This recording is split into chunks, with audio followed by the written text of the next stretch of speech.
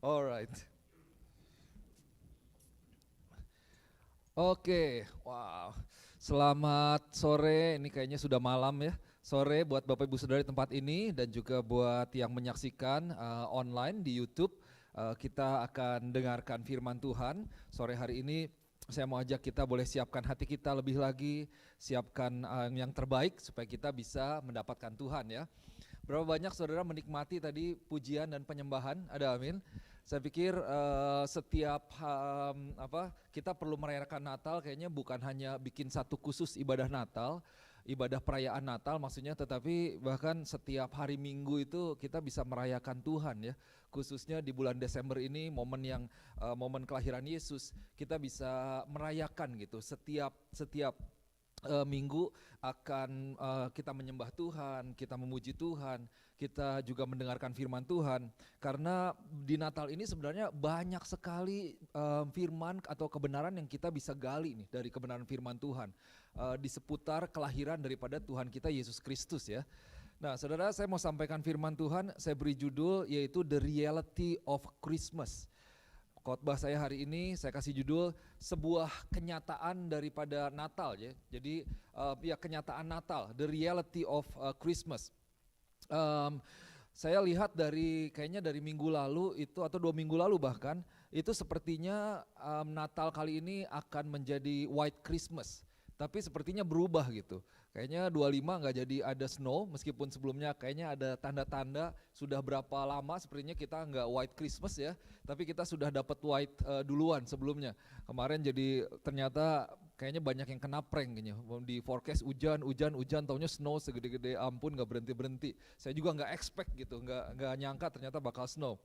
Tapi saudara yang kasih Tuhan, kita lihat bahwa ini Natal ini kan disebut sebagai it is the most wonderful time of the year ya. Orang bilang begitu, ada lagunya is the most wonderful time of the year. Kira-kira begitulah. Well, kalau dilihat memang dengan dengan salju yang ada putih gitu ya, banyak orang foto. Saya dengar cerita ada kemarin ini hari Sabtu karena snow badai juga.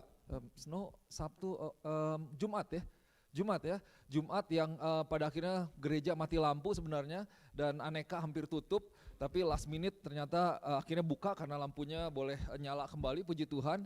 Dan saya diceritakan oleh istri saya ada orang-orang dari Massachusetts datang ke New Hampshire, ada yang dari California pertama kali, dan pertama kali mereka ketemu sama langsung badai salju gitu. Wah, itu langsung foto-foto di depan katanya, wah ini salju di New Hampshire, karena memang bagus sekali, putih gitu masih turun. Untuk di sosial media pokoknya bagus sekali. Jadi dengan salju, dengan lampu, dengan kemeriahan yang ada, dengan hadiah dan lain sebagainya, itu menjadikan memang bulan Desember itu bulan yang dinantikan atau bulan yang indah, bulan yang baik untuk dirayakan sama-sama. Tetapi saya percaya bahwa yang membuat wonderful itu the most wonderful, even more wonderful, it's because of the birth of Jesus Christ. Ada amin ya. Yang membuat lebih luar biasa, lebih indah itu karena memang kalau kita tahu betul, sadar betul bahwa ada seorang yang lahir buat kita yaitu Yesus Kristus namanya. Nah, saya mau ajak kita lihat satu cerita Natal ya dari kitab Lukas pasal yang kedua. Ayat yang ke-11 sampai ayat yang ke-20. Ayat yang ke-8 sampai ayat yang ke-20. Ini cerita Natal juga kalau kita gali ini kita bisa mendapatkan banyak sekali firman Tuhan yang menguatkan kita dari cerita atau sejarah Natal ya. Di sini di depan ada ayat 11 sampai ayat ke-14. Saya akan baca dari ayat yang ke-8 sampai ayat yang ke-20. Hampir satu chapter, hampir satu perikop yang judulnya di sini gembala-gembala kalau bahasa Indonesianya. Nah, firman Tuhan katakan seperti ini. Di daerah itu ada gembala-gembala yang tinggal di padang menjaga kawanan ternak mereka pada waktu malam. Tiba-tiba berdirilah seorang malaikat Tuhan. Nah, ini di firman Tuhan katakan ada cuma satu ya. Seorang malaikat Tuhan di dekat mereka dan kemuliaan Tuhan bersinar meliputi mereka dan mereka sangat ketakutan. Saudara bayangkan ini lagi menjaga ternak, tiba-tiba ada malaikat satu aja pasti udah terang benderang, cukup mengagetkan seperti itu. Lalu kata malaikat itu kepada mereka, jangan takut sebab sesungguhnya aku memberitakan kepadamu kesukaan besar untuk seluruh bangsa. Hari ini telah lahir bagimu juru selamat, yaitu Kristus Tuhan di kota Daud. Dan inilah tandanya bagimu, kamu akan menjumpai seorang bayi dibungkus dengan lampin dan terbaring di dalam palungan. Dan tiba-tiba tampaklah bersama-sama dengan malaikat itu sejumlah besar bala tentara sorga yang memuji Allah, katanya, kemuliaan bagi Allah di tempat yang maha tinggi dan damai sejahtera di bumi di antara manusia yang berkenan kepadanya. Setelah malaikat-malaikat itu meninggalkan mereka dan kembali ke sorga, gembala-gembala itu berkata seorang kepada yang lain, marilah kita pergi ke Bethlehem untuk melihat apa yang terjadi di sana, seperti yang diberitahukan Tuhan kepada kita lewat malaikat tadi ya. Lalu mereka cepat-cepat berangkat dan menjumpai Maria dan Yusuf dan bayi itu yang sedang terbaring di dalam palungan. Dan ketika mereka melihatnya, mereka memberitahukan apa yang telah dikatakan kepada mereka tentang anak itu. Jadi pada cerita nih. Dan semua orang yang mendengarnya heran tentang apa yang dikatakan gembala-gembala itu kepada mereka. Tetapi Maria menyimpan segala perkara itu di dalam hatinya dan merenungkannya. Maka kembalilah gembala-gembala itu sambil memuji dan memuliakan Allah karena segala sesuatu yang mereka dengar dan mereka lihat. Semuanya sesuai dengan apa yang telah dikatakan kepada mereka. Wah, ini satu cerita tentang Natal. This is really the reality of Christmas ya. Nah, saudara yang kasih Tuhan, saya mau ajak kita malam hari ini untuk kita boleh istilahnya kayak kembali gitu. Kita meninjau kembali, kita melihat kembali, kita merenungkan kembali apa yang terjadi pada waktu itu ya, pada waktu kelahiran Yesus Kristus, the reality of Christmas. So the reality of the birth of Jesus Christ. Apa yang terjadi di seputar kelahiran Tuhan kita Yesus Kristus pada waktu itu, mungkin 2000 tahun lebih yang lalu. Kita kan kalau dengar cerita Natal itu Christmas itu kayak buat beberapa orang itu seperti folklore. Folklore itu kayak kayak dongeng yang diceritakan turun menurun. Ada novelnya mungkin, ada novel, ada cerita, ada dongeng yang cukup terkenal yang mungkin kita dengar dari orang tua kita. Nah, Natal ini kira-kira buat banyak orang seringkali juga itu menjadi seperti folklore, seperti dongeng, seperti cerita yang diceritakan kepada kita dan kita mendapatkannya, mendengarnya gitu ya. Tetapi kalau kita lihat ini cerita Natal ini adalah sebuah kejadian yang asli ya, terjadi betul pada waktu itu. Jadi benar-benar terjadi pada waktu itu. Nah, saya mau ajak kita untuk fokus ke ayat yang ke ayat yang ke-11. The reality of the birth of Jesus Christ. Di sini dikatakan hari ini telah lahir bagimu juru selamat, yaitu Kristus Tuhan di kota Daud. Wah, ini malaikat Tuhan, seorang malaikat Tuhan, dia mengatakan berita ini nih, berita yang baik, berita yang luar biasa kepada para gembala. Nah, saudara, mari kita boleh kayak istilahnya bawa pikiran kita ke travel time gitu ya. Kita ke mesin waktu kepada kita lihat apa yang terjadi di seputar kelahiran Tuhan kita Yesus Kristus. Nah, firman Tuhan katakan bahwa for unto you is born this day in the city of David a Savior who is Christ the Lord. So yang pertama, the reality of the birth of Jesus Christ, it was a real day. Jadi harinya itu hari yang benar-benar asli ya. Percaya saudara dikasih Tuhan, itu satu hari yang benar-benar, karena dikatakan for unto you is born this day. Jadi pada waktu itu malaikat memberitakan, itu dikatakan memang hari ini telah lahir. Hari ini. Jadi ini bukan sebuah mitos, bukan sebuah hayalan, bukan seperti mungkin cerita-cerita kungfu gitu ya, 2000 tahun yang lalu, 3000 tahun yang lalu di gunung apa gitu. Ini bukan seperti itu. Tetapi ada suatu hari di masa pemerintahan Kaisar Agustus, hari di mana Yesus lahir dan kelahiran Yesus itu mengubahkan kehidupan umat manusia. So it was really a real day. And then Jesus was born in a real city. Kotanya itu kota yang beneran, bukan kota yang dongeng juga. Bukan kota yang seperti kalau kita lihat mungkin di Narnia kah, atau di Timbuktu nggak tahu ada kota yang namanya Timbuktu, itu saya tahu dari Donald Bebek ya, kalau yang dulu suka baca. Di antah berantah seperti itu bukan sebuah tempat yang kayaknya di planet mana begitu. Tetapi ini di sebuah kota yang kotanya masih ada sampai hari ini gitu ya, yang bernama Bethlehem. Itu sekitar 6 miles dari Yerusalem, mungkin nama-nama kotanya, kota-kota di sekitarnya itu berbeda sekarang. Tetapi itu kota yang asli gitu, kota yang benar-benar sebuah kota. kota yang benar-benar nyata seperti, mungkin seperti Dover, Rochester, Somersworth. Jadi memang benar-benar ada tempatnya. So Yesus lahir pada suatu hari di sebuah tempat, di sebuah kota. Terus kemudian apa yang dikatakan firman Tuhan? In the city of David, a Savior who is Christ the Lord. Siapa yang lahir? Nah firman Tuhan katakan Savior and then Christ the Lord. Nah saudara, Savior itu artinya apa? Savior itu juru selamat. Dia menjadi penyelamat umat manusia. Kemudian Christ. Christ itu dalam English kuno dibilangnya Kristo. Kristo itu artinya the anointed one, yang diurapi oleh Tuhan. Atau Messiah, bahasa Indonesianya lebih dikenal dengan Mesias. Yaitu Tuhan kita Yesus Kristus Mesias ya. Yang memang sejak dulu, sejak lama sekali, berpuluh-puluh tahun, beratus-ratus tahun sudah diprediksi bahwa akan lahir ya. Jadi sudah diceritakan secara turun-temurun, yang dinantikan sejak lama, raja yang diurapi itu pada akhirnya lahir di kota Daud di Bethlehem. Nah itu Savior, Christ, dan kemudian dikatakan the Lord. Lord itu adalah Tuhan. Lord itu adalah Tuhan yang memerintah, Tuhan yang mengatur, Tuhan yang berkuasa, Bapa yang kekal. Dikatakan di pundaknya itu ada the governor, dia yang memerintah gitu ya, the ruler, the everlasting Father, sovereign God. Itu adalah gelar-gelar daripada Tuhan kita Yesus Kristus. Jadi saudara yang kasih Tuhan, the reality of Christmas back then it was a real city, a real day, and then a real birth, yaitu Yesus Kristus yang menjadi raja di atas segala raja. Secara rangkuman, dikatakan, jadi ada sebuah hari yang dicatat di dalam sejarah di muka bumi ini, bahwa di sebuah kota di muka bumi ini, di dunia, bukan di planet lain, yaitu lahir seorang juru selamat. Juru selamat itu apa? Berarti dia adalah yang mengambil sebenarnya dosa kita.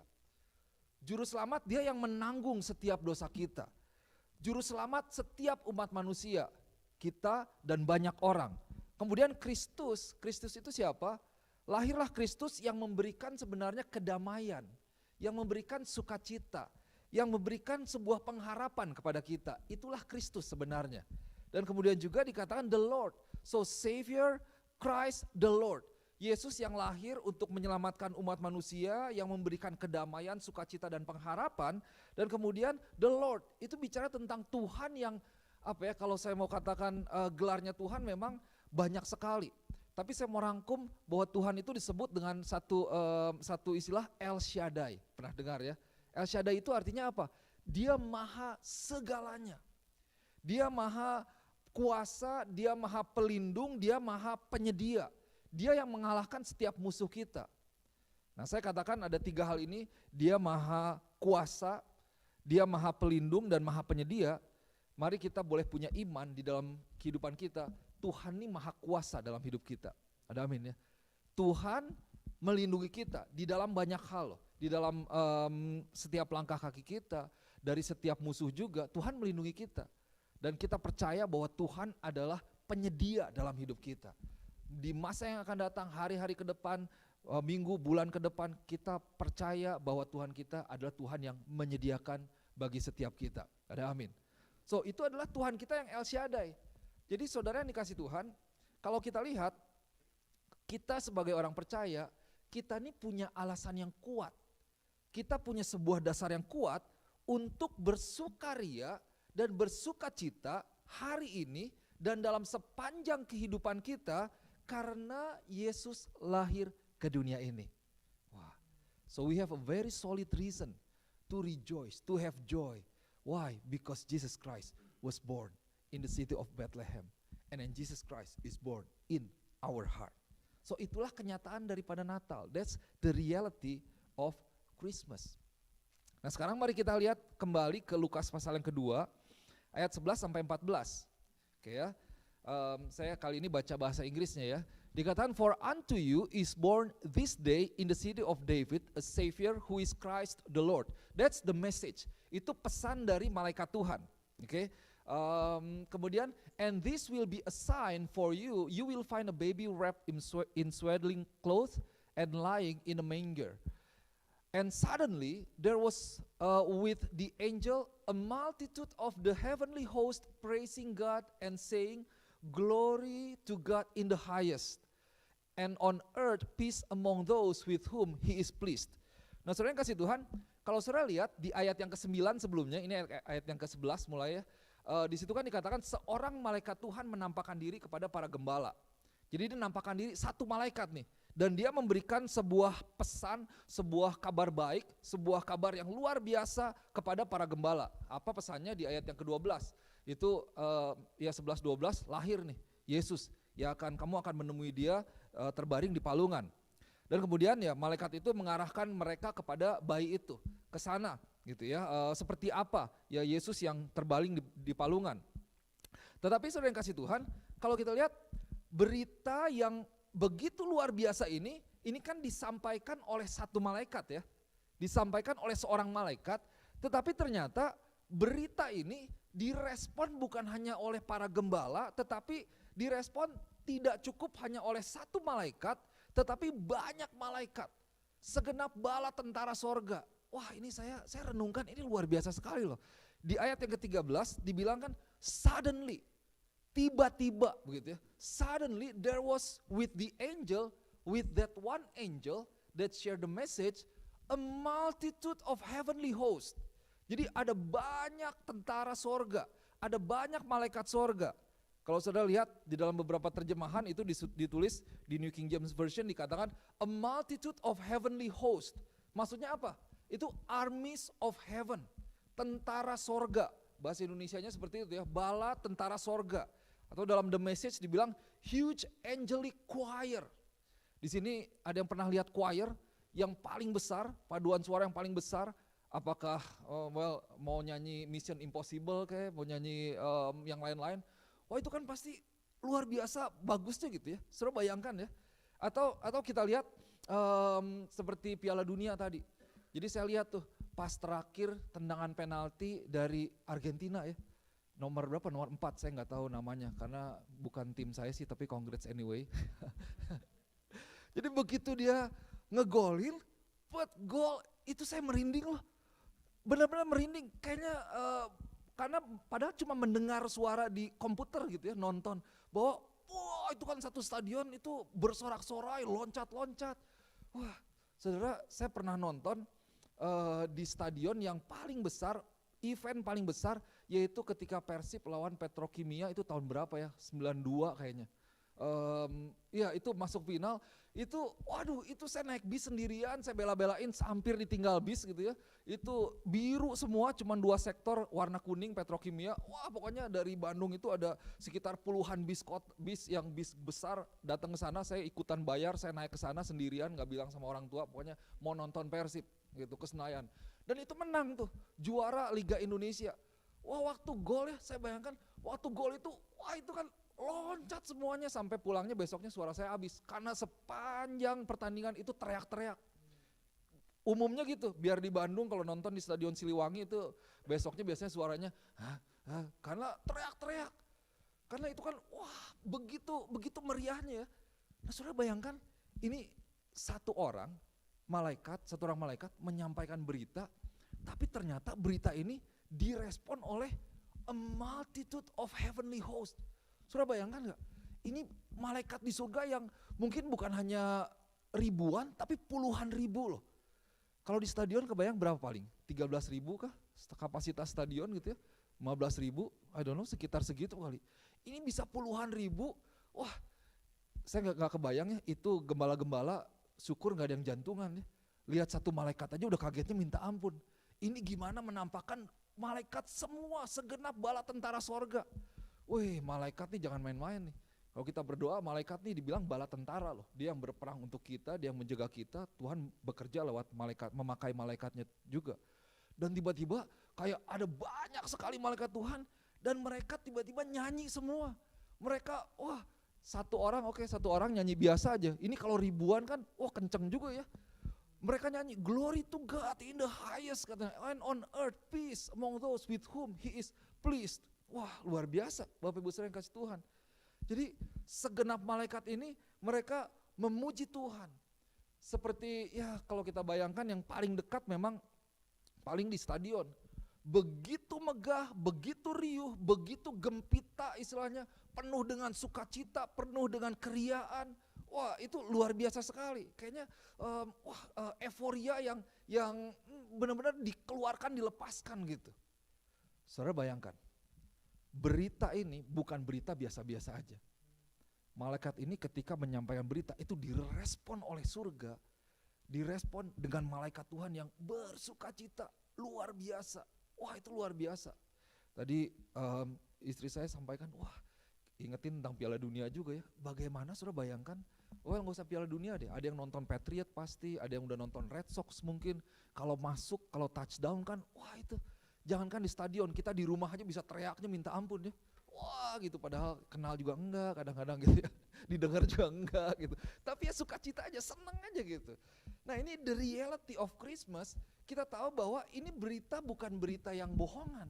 Tetapi benar-benar terjadi dan dari situ bukan hanya sebuah peristiwa yang terjadi mungkin 2000 tahun yang lalu. Tetapi ada dampak yang luar biasa sebenarnya dari berita itu juga. Jadi berita itu sendiri pada waktu itu sudah membawa sukacita yang luar biasa. Apalagi kalau kita mengerti bahwa apa sebenarnya yang menjadi dampak atau akibat dari berita ini. Nah berita ini nih yang disampaikan malaikat, unto you is born this day in the city of David a Savior who is Christ the Lord. Ini nih punya dampak dari bawah ke atas dan dari atas ke bawah. Nanti kita akan lihat ya. Dan dua objek yang terdampak yaitu Tuhan dan kita. Kalau dikatakan glory to God in the highest. So tujuannya kepada Tuhan yang pertama. Kemudian kedua, peace on earth for us. For those with whom he is pleased. Untuk kita setiap umat manusia.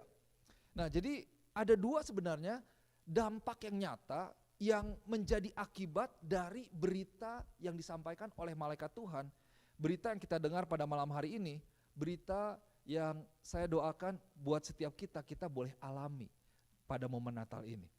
Dan saudara yang kasih Tuhan, apa yang menjadi tujuan daripada kelahiran Yesus Kristus? So the two purposes of the birth of Jesus Christ.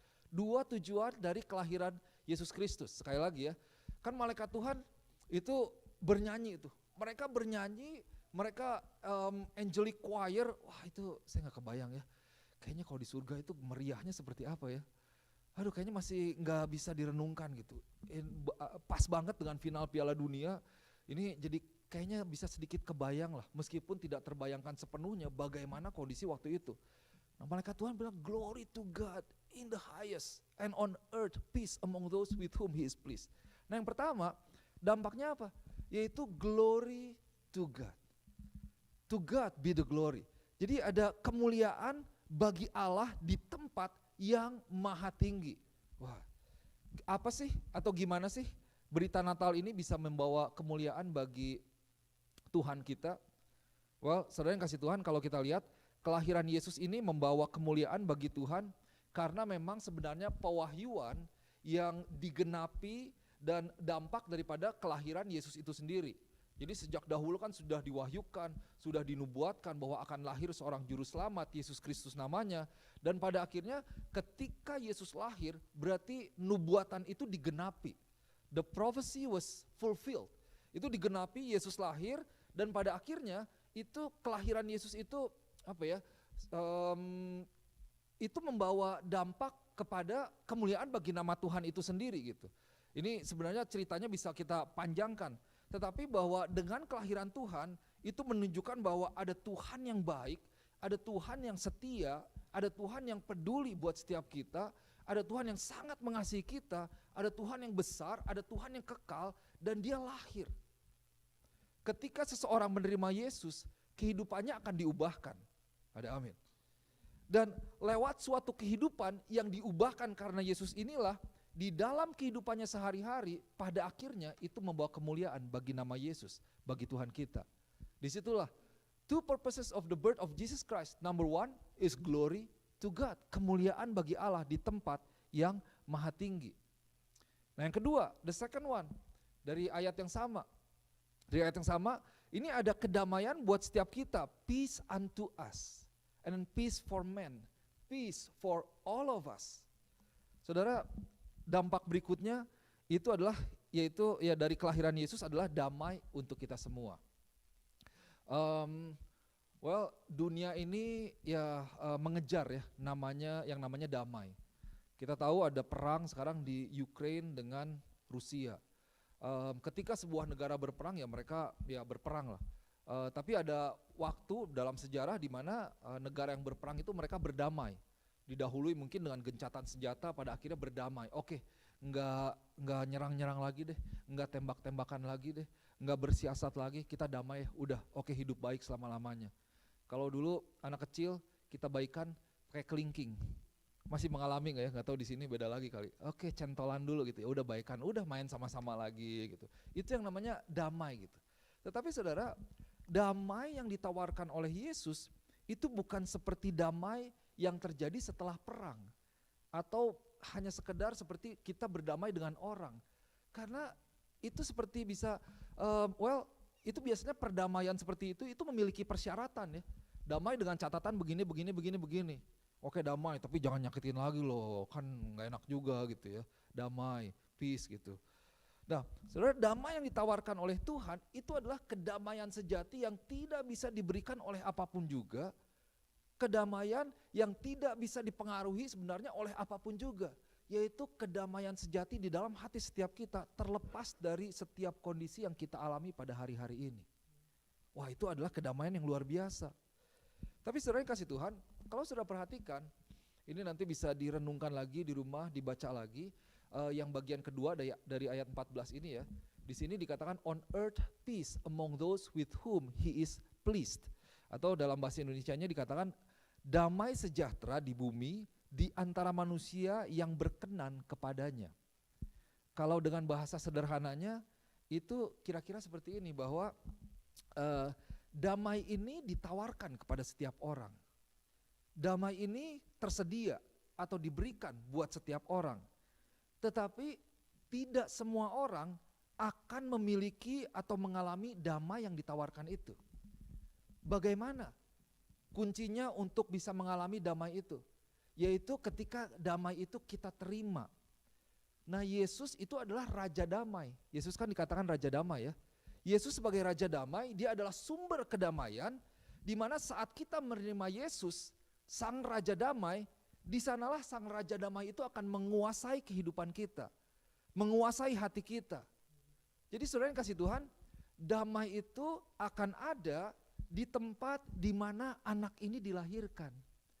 Damai itu akan ada di tempat di mana Yesus dilahirkan. Damai itu akan masuk di mana ada tempat, ada ruangan, ada tempat untuk Yesus boleh dilahirkan.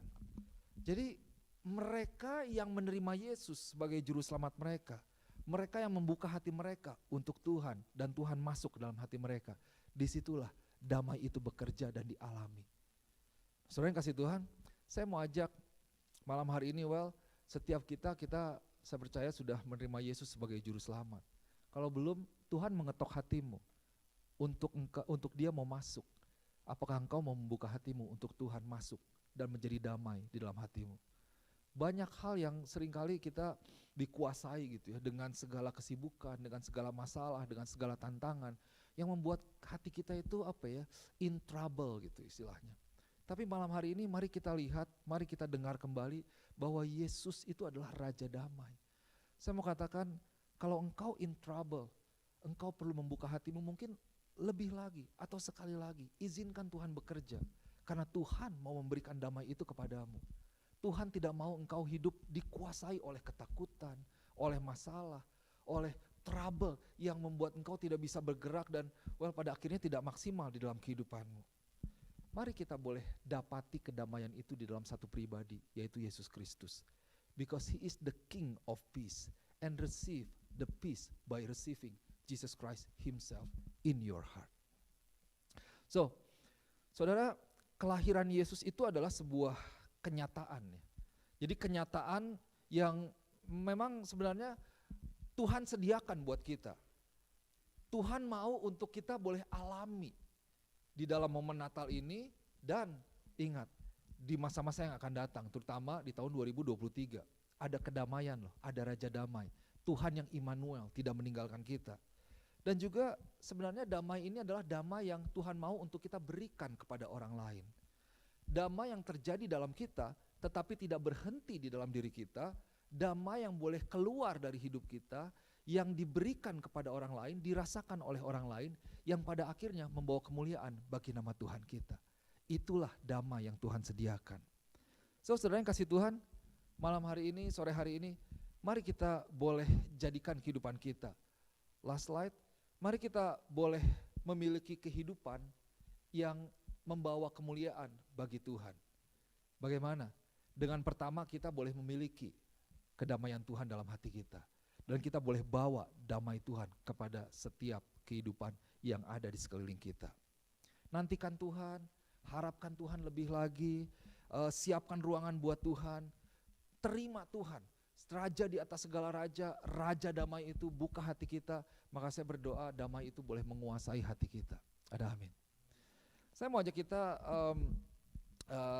kita mau nyanyikan sebuah lagu, yaitu lagu Natal ya, Silent Night. Semuanya tadi udah dapat ini. Kalau saudara belum dapat, boleh pakai handphonenya juga mungkin, atau masih ada di bawah.